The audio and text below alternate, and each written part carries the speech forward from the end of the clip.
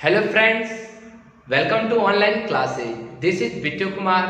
पिछली कक्षा में हमने वृद्धि और विकास के बारे में पढ़ा था, दोनों की परिभाषा देखी थी और दोनों के बीच में अंतर देखा था। अगर आपने वो वीडियो नहीं देखा है तो उसे जरूर देखें। अगर आपको अच्छा लगे तो उसे लाइक करें और हमारे चैनल को सब्सक्राइब भी कर लें। चलिए तो शुरू करते हैं। आज का जो टॉपिक है वह है विकास के सिद्धांत अर्थात प्रिंसिपल ऑफ डेवलपमेंट। तो इसका विकास का अगर कई सारे सिद्धांत है, इसमें पहला सिद्धांत है निरंतरता का सिद्धांत अर्थात विकास की प्रक्रिया निरंतर चलने वाली प्रक्रिया होती है। जैसे कि पिछले परिभाषा में हम लोगों ने पढ़ा था विकास के बारे में कि विकास एक भ्रूणावस्था से लेकर के मृत्यु तक चलने वाली प्रक्रिया होती है जो लगातार चलते रहती है। अर्थात विकास क्या है? एक निरंतर चलने वाली प्रक्रिया है जो कभी नहीं रुकती है। इसे ही निरंतरता का क्या कहते हैं? सिद्धांत कहते हैं।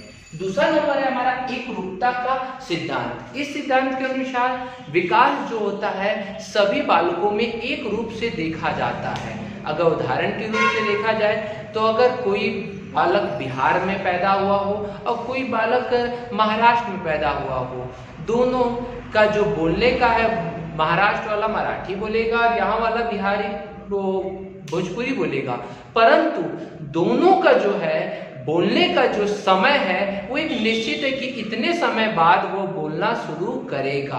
अर्थात सभी बालकों में जो भी बोलने का समय है, मतलब सभी बालकों में विकास का एक निश्चित समय है कि इस समय के बाद ही वह बोल पाएगा, इस समय के बाद ही उसमें इस चीज का विकास हो पाएगा। अर्थात सभी बालक एक समान रूप से विकास करते हैं। इसे एक रूपता का सिद्धांत कहते हैं।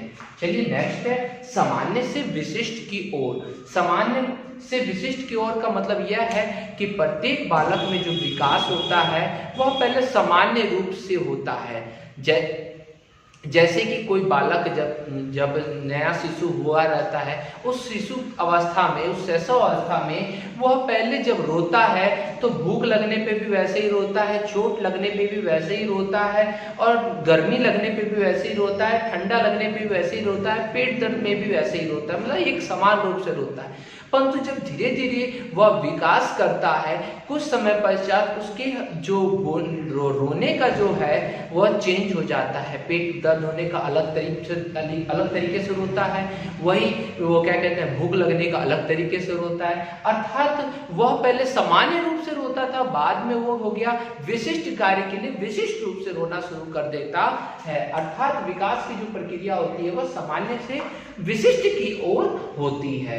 नेक्स्ट हमारा बढ़ते हैं, चौथा नंबर है व्यक्तिक विभिन्नता का सिद्धांत। व्यक्तिक विभिन्नता का सिद्धांत का मतलब है ये एक रूपता के सिद्धांत काटता नहीं है, ये इसका विपरीत तो है पर ये काटता नहीं है। ये व्यक्तिक विभिन्नता का सिद्धांत ये है कि प्रत्येक व्यक्ति में जो विकास का जो होता है, प्रत्येक व्यक्ति का जो विकास होता है एक समान रूप से नहीं होता है। अर्थात प्रत्येक व्यक्ति जो होता है एक दूसरे से भिन्न रूप से विकास करता है। किसी में यह प्रक्रिया बहुत तेज गति से होती है और किसी में यह प्रक्रिया धीमी गति से होती है। इसे ही व्यक्तिक विभिन्नता का सिद्धांत कहते हैं। अर्थात प्रत्येक व्यक्ति एक दूसरे से विभिन्न होता है और विभिन्न रूप से विकसित होता है, विकास करता है। ये एक रूपता का जस्ट विपरीत है, परंतु एक रूपता को नहीं काटता है। एक रूपता हमने क्यों लिया? क्योंकि एक निश्चित समय के बाद उनमें विकास होता है। एक रूपता में एक निश्चित समय के बाद विकास होता है। उससे पहले अगर हमने जो उदाहरण लिया था बोलने का, मराठी बोलने का, क्या वो एक महीने में मराठी बोलना सीख जाएगा? नहीं सीख पाएगा। वो भी जब शुरुआत से वहाँ के जो मराठी का जो वहाँ का लेटर होगा उसको वो पहले बोलना सीखेगा। ठीक है, जैसे हम लोग भोजपुरी का है चाहे हिंदी का जो अ से ज्ञ तक जो लेटर है उसको पहले बोलना सीखेंगे, तब हम उस लैंग्वेज को बोलना सीखेंगे। तो ये एक रूपता अलग है और व्यक्तिक विभिन्नता अपने अलग जगह है। अब हम नेक्स्ट बढ़ते हैं भविष्यवाणी का सिद्धांत। प्रत्येक जो बालक होते हैं, बालक के विकास को देख करके शुरुआत में ही भविष्यवाणी की जा सकती है कि इसका विकास इस तरह होगा, इसमें क्या कहते हैं इसकी लंबाई इतनी हो सकती है, इसकी लंबाई ये आसपास होती है। हम इसके आधार पर पूर्वानुमान लगा सकते हैं। अर्थात विकास में हम किसी भी बालक के विकास का पूर्वानुमान लगा सकते हैं, पहले ही अनुमान लगा सकते हैं कि किसमें कितना विकास होगा, इसे ही भविष्यवाणी का सिद्धांत कहते हैं। नेक्स्ट है छठा नंबर, बहुत इंपॉर्टेंट है, वर्तुलाकार या सर्कुलर का सिद्धांत। इस सिद्धांत के अनुसार जो विकास होता है वह कभी सीधा नहीं होता है, अर्थात विकास जो होता है वो कभी सीधा नहीं होता है, वह हमेशा वर्तुलाकार होता है, इस टाइप से। अब इस टाइप का मतलब ये हुआ कि जब विकास यहाँ से, जैसे मान लीजिए यहाँ से यहाँ तक अगर एक विकास मतलब एक चरण का विकास हुआ, तो विकास होने के बाद फिर यहाँ पे आकर के वो थोड़ी देर के लिए रुक जाता है, वहाँ वह परिपक्वता प्राप्त करता है। क्या प्राप्त करता है? परिपक्वता। मैंने बताया था परिपक्वता का पिछली बार परिभाषा भी दिया था कि किसी भी मनुष्य की वह अवस्था जहाँ पर वृद्धि सबसे लास्ट स्टेज में होती है, तो वहां पर वह परिपक्वता प्रदान करता है, फिर उसके बाद फिर जब यहाँ तक ये परिपक्व हो गया फिर आगे बढ़ता है। अगर उदाहरण के तौर पे हम लें तो सबसे पहले देखते हैं, जैसे हम लोग का हाथ है, तो हाथ का यहाँ विकास हो जाता है, जैसे बच्चे का तो हाथ का विकास हो जाता है, परंतु अब जब हाथ के बाद से वो उंगली का विकास नहीं कर पाता है, तो पहले वो पूरा कंप्लीट हाथ का विकास होगा, विकास होने के बाद से अब इसमें परिपक्वता आएगी, परिपक्वता आने के बाद वो धीरे धीरे फिर उंगलियों का विकास करेगा।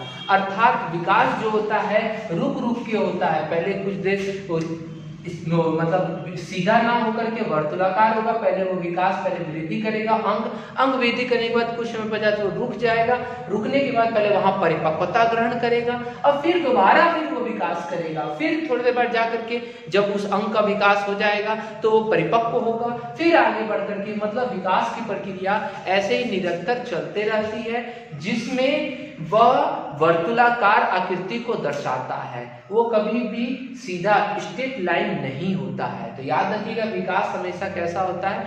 वर्तुलाकार गति करता है। नेक्स्ट है दिशा का सिद्धांत, इसको याद रखिएगा, सर्कुलर, ठीक है। नेक्स्ट है दिशा का सिद्धांत, ये बहुत इंपॉर्टेंट है, सीटेट के लिए सबसे ज्यादा इंपॉर्टेंट है।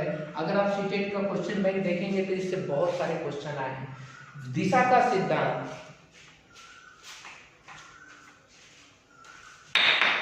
दिशा का सिद्धांत अगर देखा जाए तो दिशा का सिद्धांत मतलब होता है कि विकास की एक निश्चित दिशा होती है। विकास, जो भी किसी बालक का विकास होता है वो निश्चित दिशा में होता है। उनकी दिशाओं को कई सारे मनोवैज्ञानिक ने दो भागों में बांटा है। पहला भाग है सेफ्लाकॉर्डल लॉ, जो कि सिर से पैर की ओर होता है। दूसरा भाग है प्रॉक्सिमोडिस्टल लॉ, जो कि केंद्र से सभी दिशाओं में होता है। आइए देखते हैं इसको हम लोग। अगर हम मान लीजिए कोई बालक, मैं साफ नहीं बना पा रहा हूँ क्योंकि मैं चित्र बनाने में थोड़ा सा कमजोर हूँ, ठीक है। कोई बालक हमने ले लिया, ठीक है, और ये इसका पैर है, ये इसके दो हाथ, ठीक है। तो अगर देखा जाए, अगर ये बालक, ये लीजिए, ठीक है, ये बालक है, तो इसका पहला नियम जो है सेफ्लाकॉर्डल लॉ, बहुत इंपॉर्टेंट नियम है। यह सिर से पैर की ओर होता है, अर्थात किसी भी बालक में जो विकास होता है सबसे पहले सिर का विकास होता है। अगर आपसे कोई बोले कि सबसे पहले किस चीज का विकास होता है बालक में, तो सबसे पहला विकास मस्तिष्क का होता है, तो सबसे पहले उसका विकास सिर का होता है, और फिर विकास सिर का होने के बाद विकास की प्रक्रिया वो नीचे की तरफ बढ़ती है। ये हाथ का विकास होता है, फिर इधर होता है, फिर पैर का विकास होता है, मतलब कि सिर से लेकर के उसका विकास कहाँ की ओर बढ़ता है? पैर की तरफ बढ़ता है। अर्थात पहले वो अपने मस्तिष्क का विकास करता है, मस्तिष्क का विकास करने के बाद से वो धीरे धीरे नीचे की ओर विकसित होता है। तो विकास का पहला दिशा क्या है? सेफ्लाकॉर्डल लॉ, जो कि सिर से पैर की ओर होता है। और दूसरा जो है हमारा के प्रॉक्सिमोडिस्टल लॉ, ये क्या है? इसको हम लोग केंद्र से सभी दिशाओं का नियम कहते हैं। देखिए ये जो नियम है थोड़ा सा ध्यान दीजिएगा, क्योंकि सीटेट में इससे बहुत सारे क्वेश्चन आते हैं, तो आप ये दोनों नियम को याद रखिएगा। ये जो नियम है इसमें जो विकास होता है या विकास की जो प्रक्रिया होती है वह केंद्र से मतलब हमारा केंद्र कहाँ है, यहाँ है। रीढ़ की हड्डी हमारा मेन केंद्र होता है, तो यहाँ रीढ़ की हड्डी हमारा केंद्र है। तो जो विकास होता है, जो प्रॉक्सिमो-डिस्टल लॉ वाला विकास होता है, वह केंद्र से सभी दिशाओं में फैलता है। मतलब केंद्र से किधर, केंद्र से हाथ का विकास होगा, केंद्र से ऊपर विकास होगा, केंद्र से इस हाथ का विकास होगा, केंद्र से पैर का विकास होगा, केंद्र से इस पैर का विकास होगा। अर्थात जो विकास होता है वह दो प्रकार से विकास की दो दिशा होती है। पहला सेफ्लाकॉर्डल लॉ में पहले मस्तिष्क का विकास होता है। मस्तिष्क का विकास होने के बाद से वो धीरे धीरे यहाँ पर ये क्या कहते हैं, बीच में धड़ भाग में आता है। धड़ भाग से हाथ का विकास होता है, फिर हाथ के बाद से सबसे लास्ट अंगुली का विकास होता है। क्योंकि आपने देखा होगा कि बच्चा धीरे धीरे जब विकास करता है तो हाथ मारना शुरू कर देता है, तब भी उसका जो ग्रिप होता है, उंगली का ग्रिप जो होता है वो नहीं बना पाता है। क्यों? क्योंकि अभी उसका विकास नहीं हुआ रहता है। फिर धीरे धीरे उसके ग्रिप भी बनने लगते हैं, मतलब कि फिर धीरे धीरे उन उंगलियों में भी क्या होने लगता है, विकास होने लगता है। तो सेफ्लाकॉर्डल लॉ सिर से पैर की ओर, और जो प्रॉक्सिमो-डिस्टल लॉ होता है वह केंद्र से सभी दिशाओं में होता है। और लास्ट हमारा है विकास की गति की असमान दर का सिद्धांत। अर्थात विकास की जो गति होती है वह असमान रूप से दिखने को मिलती है। ये भी सीटेट के लिए बहुत इंपॉर्टेंट है। कैसे है? तो विकास की जो गति होती है उसमें हम लोगों ने जाना है कि विकास की कुछ अवस्थाएं होती है। पहली अवस्था जो होती है वो होती है शैशवावस्था, उससे पहले गर्भावस्था होती है, तो उसको अभी नहीं पढ़ाएंगे, मैं अभी बस खाली बता रहा हूँ आप लोग को। शैशवावस्था, दूसरा होता है बाल्यावस्था, तीसरा होता है किशोरावस्था, चौथा होता है प्रौढ़ावस्था, फिर इस टाइप प्रौढ़ावस्था जिसको वयस्कावस्था कहा जाता है, फिर वृद्धावस्था। तो इन अवस्थाओं में विकास की जो गति की दर होती है वो असमान होती है। अब इसका मतलब ये हुआ कि जो विकास की दर हर एक अवस्था में अलग अलग होती है। शैशव अवस्था और किशोरावस्था, याद रखिएगा, बहुत इंपॉर्टेंट है ये लाइन। शैशव अवस्था और किशोरा अवस्था में विकास की दर, मतलब गति की जो दर होती है वह सबसे अधिक होती है।